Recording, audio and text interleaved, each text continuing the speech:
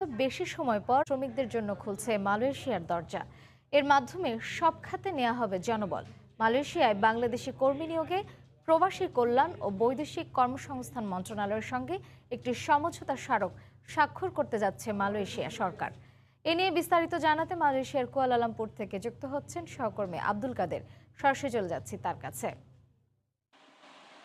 কাদের, ধন্যবাদ শ্রেয়া। আপনি যেমনটি বলছিলেন যে দীর্ঘ ৩ বছর অতিবাহিত হওয়ার পর অবশেষে বাংলাদেশ থেকে কর্মী আনার একমত পোষণ করেছে মালয়েশিয়ার মন্ত্রী পরিষদ। আপনি জানেন যে এর আগে বাংলাদেশের প্রবাসী কল্যাণ মন্ত্রী মালয়েশিয়ায় সফরে কিন্তু সমঝোতা স্বাক্ষর করতে আর কোনো বাধা থাকলো না। আপনি জানেন যে এর আগে গত অক্টোবরে শুধু বৃক্ষরোপণ খাতে বিদেশি শ্রমিক দেওয়ার কথা হলেও এবার কিন্তু বৃক্ষরোপণের পাশাপাশি এগ্রিকালচার, ম্যানুফ্যাকচারিং, সার্ভিস, কনস্ট্রাকশন সহ সকল খাতেই বাংলাদেশি শ্রমিকদের আনার কথা জানিয়েছে মালয়েশিয়ার মানব সম্পদ মন্ত্রণালয়।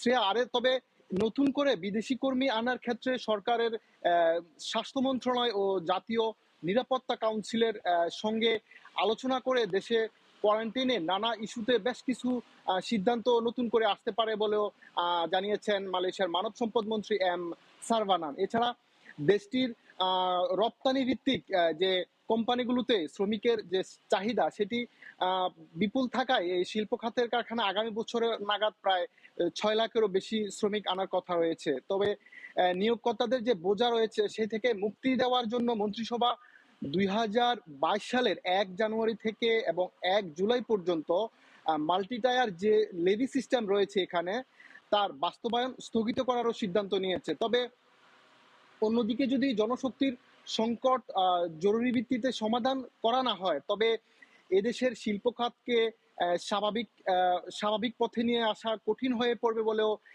জানিয়েছেন এখানকার যে ব্যবসায়ী সংগঠনের নেতারা। তো শ্রেয়া, মোটামুটি এই ছিল আমার কাছে মালয়েশিয়ার সবশেষ খবর। শ্রেয়া। মালয়েশিয়ার কুয়ালালামপুর থেকে এতক্ষণ আমাদের সঙ্গে যুক্ত ছিলেন সহকর্মী আব্দুল কাদের। দেখছেন